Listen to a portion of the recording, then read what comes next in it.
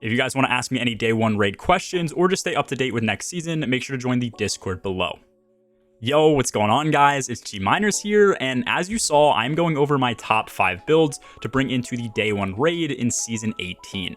Because Arc 3.0 is coming out, this video won't include any Arc builds, but I will have another video going over top Arc exotics and plenty of builds next season, so make sure to look out for both of those. And then in this video, I also won't be going over any of the mods used in these builds, simply because for the most part, you should be running things like High Energy Fire, Font of Might, and other end game content center mods, rather than spamming a bunch of elemental wells that you won't be able to pick up.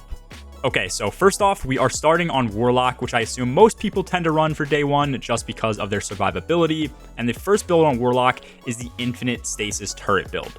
This gives close to 100% uptime on your Bleakwatcher turrets, depending on the exotic you use. Let's take a look at the subclass layout first. You're either going to want Cold Snap grenades or Duskfield grenades. Cold Snaps will only be used if you are running Osmiomancy gloves, otherwise Duskfields should have a much higher cooldown. Aspect-wise, you want to run Bleakwatchers so that you can actually convert your nades into turrets, and then I like Ice Flare Bolts because the ad clear with them is just insane. The fragments that work best overall are going to be Whisper of Fissures, Chains, Torment, and Durance. If you happen to use a weapon with Headstone, I would probably swap out Chains for Whisper of Shards, but in general, I think all the options that we currently have with Headstone are not too strong for endgame content, so I don't run that. For exotics, you want one of 4 options. First up is Nezarac's Sin, which is great all around for ability regen if you're using a Void primary or just something Void that you can ad clear with. Next is Verity's Brow, which is another solid option, but again, I feel like Stasis options are not as strong right now, so I tend to pass on Verity's. I have Another World, just gives a base regen increase, so this is obviously solid and extremely easy to use with any loadout, but my personal favorite is going to be Osmiomancies. This lets you use Cold Snaps regularly for quick ad clear or as turrets. It's way more diverse if you ever need to quickly freeze a set of ads, and the regen is kind of crazy. This build has by far the best ad clear in the game, and it also specializes in crowd control, so you can slow ads down and force them to play at a pace that is much more manageable. Next up for Warlock, which I'm sure everybody expected, is a Well of Radiance build. The reason that this is so strong is because you have a lot of options for your exotic slot, depending on exactly what your team may need, and it's also a heavy support-based build to keep your team alive. My typical choices are going to be Phoenix Protocol for well chaining, Stag for just tanking enemy damage, or Aeons if I need to generate ammo for my team during a boss phase. In the subclass itself, you want to have Healing Rift, and then typically Healing Grenades. Classy Restoration is going away next season, but Restoration ×2 will still be viable with Healing Grenades, and this also applies Restoration ×2 to all teammates. Touch of Flame is going to be needed for this for the increased cure and restoration effects, and then personally, I like Ikdash for the added movement. Fragments are going to take this build to the next level. You're going to want Ember of Empyrean and Ember of Benevolence to allow you to both keep Restoration and Radiant procs, and then also increase your ability regen. And then I also tend to always use Ember of Torches and Ember of Solace. In endgame content, SMGs or something like a Solar Waveframe make rapid kills really easy to keep these buffs up. And then once again, chaining with Phoenix Protocol is going to be great for encounters where you just need to defend an area and keep your team alive. Stag, on the other hand, is going to allow your rifts to give your team damage resistance, and this also ends up pairing with Well of Radiance. So not only do we have increased damage resist in Well because of Solar 3.0, but then Stag is also going to add to this and make it extremely hard to even get one shot out of it. And then obviously, if you are in a boss encounter, Aeons allow you to generate ammo for your team. The reason Warlocks are going to be better for this is because you can play a lot more aggressive by just tossing a healing nade down before going out to get a finisher. Before I continue, if you guys do find this video and the builds useful or entertaining, make sure to drop a like and sub down below. Subbing takes 2 seconds, it's completely free, and you can always change your mind later. Up next is Titan, which I also have 2 builds for. Keeping up with the Solar 3.0 theme, I'm sure everybody also expected this build, but we have the Lorelei Hammers build. Once again, Classy is gone next season, but Lorelei still allows Titans to give themselves restoration ×2.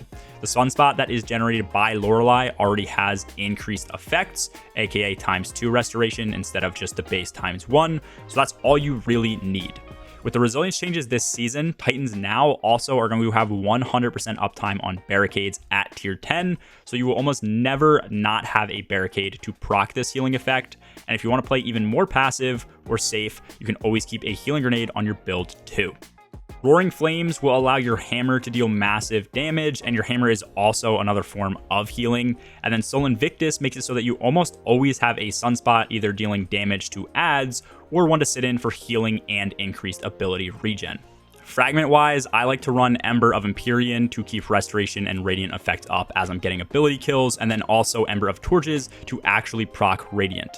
Other than that, you can run literally whatever you want for the other 2 slots, and this build will still be one of the best, if not the best, in the entire game. The Hammer Super is also just added ad clear for tankier enemies and kind of a get out of jail free card. The only major downfall to this entire build is that your super doesn't revolve around dealing DPS for boss encounters. After this, we have a Destiny staple, which is the Bubble Build. I think this will be great for encounters like Totems if we end up getting King's Fall. This is more of a team-based build than compared to using Lorelei. The 100% uptime on barricades with the Overshield pretty much turns this into a healing rift that also blocks damage. I generally run this build with the Heart of Inmost Light for the ability spam, so the Throwing Shield and Suppressor Nade are great to use from range to keep the exotic ability procced.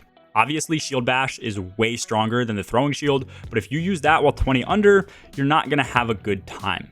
Bastion is what will actually give us the Overshield on our barrier, and Controlled Demolition makes all of our abilities apply volatile to enemies, which also chains when they detonate, so the ad clear on this build is actually top tier 2. Fragment wise, I tend to run Echo of Starvation for Devour, Echo of Instability for the volatile rounds on grenade kills, and then Echo of Undermining for the weaken effect on my nades as well.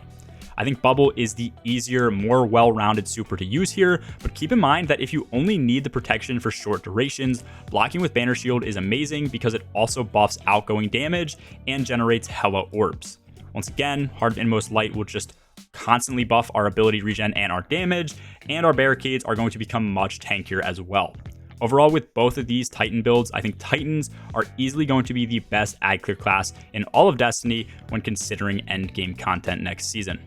And then finally, guys, we have one Hunter build to end things off. Hunters still feel like they need a lot of love all around for endgame content, but Void Hunters are actually insane.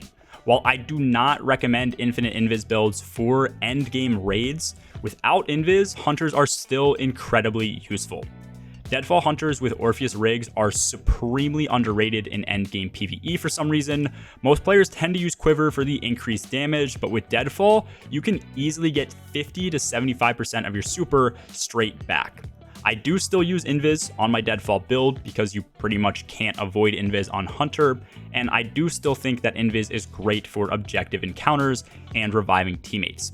Trapper's Ambush is great for team Invis if needed, and it also seconds as another method for weakening enemies, and then I also tend to just use Vanishing Step for the ease of use. Fragment wise, I run Echo of Expulsion for the chain explosions on Deadfall kills, Echo of Undermining because weaken grenades are just too strong not to use, and then in the third slot, you can use a few things depending on what you need, like Echo of Persistence, Obscurity, or Starvation.